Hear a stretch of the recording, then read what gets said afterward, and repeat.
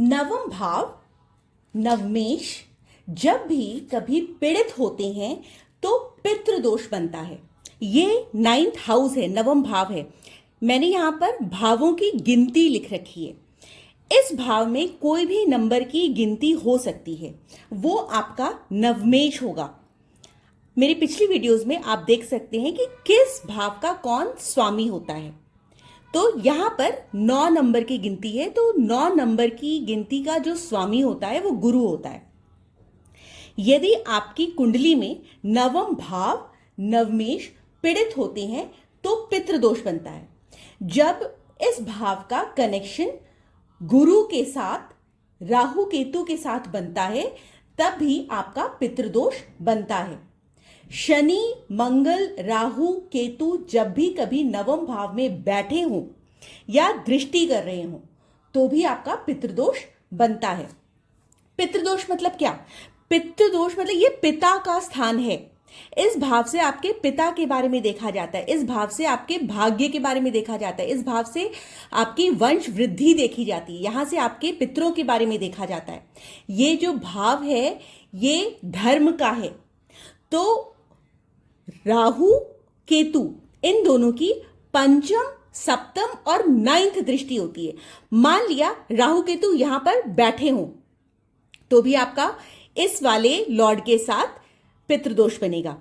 यदि राहु या केतु यहां पर बैठे हैं तो यहां से 1 2 3 4 5 6 7 8 9 नवम दृष्टि से देख रहे हैं तब भी आपका पितृदोष बनेगा। यदि राहु या केतु आपके यहां पर बैठे हुए 1 2 3 4 5 तब भी आपका पितृदोष बनेगा। और यहां पर बैठने से या तो यहां पे राहु बैठा होगा तो यहां केतु बैठा होगा, यहां केतु बैठा होगा तो यहां पे राहु बैठा होगा। राहु और केतु हमेशा 180 डिग्री एक्सिस पे रहते हैं तो भी आपका पितृदोष बनता है, क्योंकि इसने आपके पिता के स्थान को दूषित कर दिया।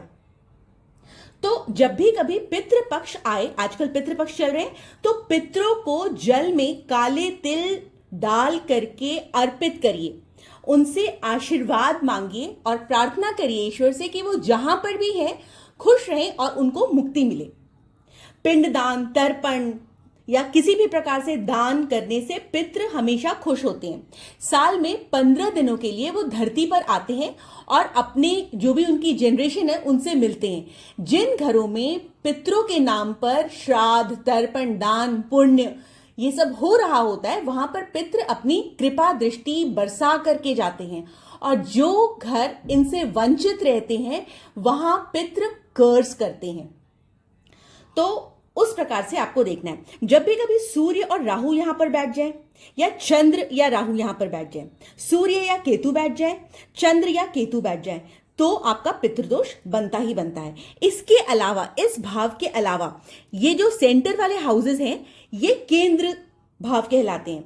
तो इन चारों भावों में भी यदि सूर्य राहु या चंद्र केतु का कनेक्शन बन जाए, या सूर्य चंद्रमा और राहु एक साथ बैठ जाए, या सूर्य चंद्रमा केतु एक साथ बैठ जाए, इन चारों में से किसी भाव में, तब भी आपका पितृदोष बनता है। तो ऐसे में होगा क्या? आपके पास मान लिया आपकी कुंडली नहीं है तो आपको कैसे पता चलेगा कि मेरी लाइफ में पितृदोष है? यदि आपके किसी भी कार्य में बार बार रुकावटें आ रही हैं, आपके फैमिली मेंबर्स को एक्सीडेंट्स का सामना करना पड़ रहा है, आपको सिर में चोट लग जाती है, हार्ट में इश्यूज रहते हैं, तो आपका सूर्य आपका त्रस्त हो गया है, पस्त हो गया है, मालेफिक प्लैनेट के एस्पेक्ट में आ गया है, तो उस कंडीशन में आपको पता चल जाना चाहिए कि आपकी लाइफ में पितृदोष है। यदि आपका राहु और चंद्रमा एक साथ बैठ गया तब तो उपद्रव ही उपद्रव होगा। मतलब लाइफ में इमोशनल टर्मोइल्स, पैसे रुपए का लॉस, माता की हेल्थ में दिक्कत, या आपकी मदर के साथ आपके रिलेशंस नहीं बनेंगे, इस तरह की दिक्कत हो जाती है। यदि सूर्य और राहु में, यदि मान लिया यहां पर सूर्य और राहु बैठे हुए और उन दोनों की डिग्रीज में बहुत ही क्लोज कंजंक्शन है उनका, जैसे मान लिया सूर्य आपका 8 डिग्री पे बैठा है और राहु आपका 10 डिग्री पे बैठा है, तो 8 9 10 3 ही डिग्री का डिफरेंस हुआ। इसी प्रकार से सूर्य और केतु में भी इसी प्रकार से 8 9 10 11 ऐसे बहुत ही क्लोज कंजंक्शन में बैठे हुए हैं, या चंद्रमा राहु या चंद्रमा केतु बहुत ही क्लोज कंजंक्शन में बैठे हुए हैं, तो आपको समझ जाना चाहिए कि आपकी कुंडली में बहुत ही स्ट्रांग पितृदोष है। तो उस कंडीशन में क्या होगा, आपकी मदर के साथ आपकी बनेगी नहीं, आपके फादर के साथ नहीं बनेगी। मदर के साथ कब नहीं बनेगी, जब चंद्र और केतु का कंजंक्शन होगा। जब भी केतु चौथे भाव में बैठता है, यहां पर बैठा, मान लिया ये माता का स्थान होता है, जब भी केतु चौथे भाव में बैठा है ना, और चंद्रमा के साथ बैठ जाए या चंद्रमा के भाव में ही बैठ गया, तो ऐसा हो सकता है कि आपके बुजुर्गों ने, आपके पितरों ने नहर को बंद करा दिया हो, नदी या पानी का कोई स्रोत बंद करा दिया हो, जिसकी वजह से बहुत सारे लोगों को प्यासा रहना पड़ा हो, बहुत पानी की दिक्कतों का सामना करना पड़ा हो। या हो सकता है कि आपकी पितरों ने माता या माता समान स्त्रियों के साथ दुर्व्यवहार किया हो, उनको किसी न किसी फॉर्म में कष्ट दिया हो, तो भी आपका पितृदोष बनता है। बस प्रॉब्लम्स वही आएंगे, आर्थिक समस्या हो जाएगी, फालतू का आपका खर्चा होने लग जाएगा, हेल्थ इश्यूज आएंगे, फैमिली में कोई ना कोई व्यक्ति हमेशा बीमार होगा, पैसे के लॉसेस होते चले जाएंगे, जटिल बीमारियां आएंगी। कुछ बीमारियां तो कितना भी आप खर्चा कर लो आपकी डायग्नोस नहीं हो पाएंगे, अनसीन इश्यूज आएंगे, घर में अशांति रहेगी, फैमिली मेंबर्स में छोटी छोटी सी बातों को लेकर बात का बतंगड़ बन सकता है। लेट मैरिज की समस्या भी इसी भाव से देखी जाती है, डिवोर्स भी कई केसेस में हो जाता है। कई बार क्या होता है, क्योंकि ये जो भाव होता है वंश वृद्धि का होता है, तो आपके बच्चे नहीं हो पाते। यहां से मान लिया राहु बैठा, तो 1 2 3 4 5 6 7 8 9 ये बच्चों के स्थान है, तो राहु ने यहां से इस वाले भाव पे दृष्टि डाली, तो आपकी वंश वृद्धि में दिक्कत आती है। तो एक सिम्टम ये भी होता है कि घर में आपके पीपल का पेड़ उग जाता है।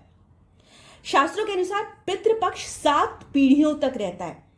तर्पण, पिंडदान, श्राद्ध, ये सब जो ऐसे अनुष्ठान होते हैं, इनसे हम उनकी मुक्ति की प्रार्थना कर सकते हैं। ब्राह्मणों को भोजन कराते हैं, उनको दान दक्षिणा देते हैं, अच्छे कर्म करते हैं।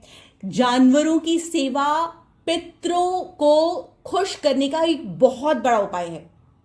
गाय की सेवा करिए, कुत्तों की सेवा करिए, चिड़िया, चींटी, कौवा, इन सब को खाना खिलाइए। थोड़ी से दान आप हर रोज लंगर कर सकते हैं, अच्छे कर्म करिए, आपके पितरों को बहुत खुशी होती है। घर के मुखिया द्वारा जब भी किसी सांप या जीव या किसी भी असहाय व्यक्ति की हत्या होती है, उस पर अत्याचार होता है, या अत्यधिक आपका मतलब मांस मदिरा सेवन होता है किसी फैमिली में, तो पितृ दोष का ये बहुत बड़ा रीजन बनता है। ठीक है, तो उस कंडीशन में आपका उपाय क्या है? उपाय वही है कि शनि, राहु, केतु की वस्तुओं का दान करिए, भोजन बांटिए, चांदी के छोटे छोटे सर्पों को बनाइए, उसकी पूजा करिए और उसके बाद से उसको नदी में प्रवाहित कर दीजिए। उड़द की दाल हो गई और उसके साथ चाकू जो कि लोहा होता है, ऐसी वस्तुओं का दान करिए। कई बार जो होता है, हम लोग ब्राह्मणों को सोना भी दान करते हैं, ताकि सोना जो है गुरु की वस्तु है, बृहस्पति की वस्तु है, तो उससे बृहस्पति का आशीर्वाद हमारे को मिलता है। जब हम काला तिल पितरों के नाम पे दान करते हैं, तो हमारे रास्ते में जो भी बाधाएं आ रही होती है वो हट जाती है। नमक का दान करने से नकारात्मक चीजों से हमारे को मुक्ति मिलती है। अन्न दान महादान बताया गया है, तो अन्न का दान करिए। इस प्रकार से आपकी लाइफ में जो भी छोटी या बड़ी प्रॉब्लम्स आ रही होंगी वो नहीं आएंगी। ऐसी कंडीशन में आपका हो सकता है गुरु कमजोर हो, सूर्य कमजोर हो या शनि के साथ हो। जब सूर्य कमजोर है, शनि के साथ होगा, तब भी आपका पितृदोष बनता है। कार्मिक कनेक्शन हमारा सिर्फ इस जन्म का नहीं, हमारे कई पिछले जन्म हुए हैं जिनकी वजह से हमारा ये पितृदोष का रीजन बन रहा है। तभी हमारा सूर्य जो कि हमारी आत्मा होती है, चंद्रमा जो कि हमारा मन होता है, ठीक है, जब शनि राहु केतु के प्रभाव में आ जाता है तो पितृदोष का कारण बनता है। 159 ये जो भाव होते हैं ये हमारे अच्छे भाव होते हैं। इसमें यदि ये वाला भाव कमजोर पंचम भाव जो कि आपकी संतान का होता है, इसका 6, 8 या 12 भाव के साथ कनेक्शन हो जाए, इस भाव का स्वामी यहां आ जाए, यहां आ जाए, यहां आ जाए, है ना, तो भी आपको दिक्कत होता है। तो वही प्रॉब्लम्स वही है, आर्थिक समस्याएं, पारिवारिक कलह, विवाह बाधा, वंश वृद्धि में रुकावट, इस तरह की प्रॉब्लम्स आपको देखने में मिलती हैं। तो इस वीडियो के द्वारा आपने जो ज्ञान ग्रहण किया है, सिर्फ ज्ञान ग्रहण मत करिए, उसको इंप्लीमेंट जरूर करिए। आज से आपके पास 14 दिन है, कल एक दिन बीत चुका है। पितरों को खुश करिए और उनका आशीर्वाद लीजिए। यदि आपको मेरी वीडियो पसंद आई हो तो प्लीज लाइक करिए, शेयर करिए और सब्सक्राइब करिए। Thank you so much for watching.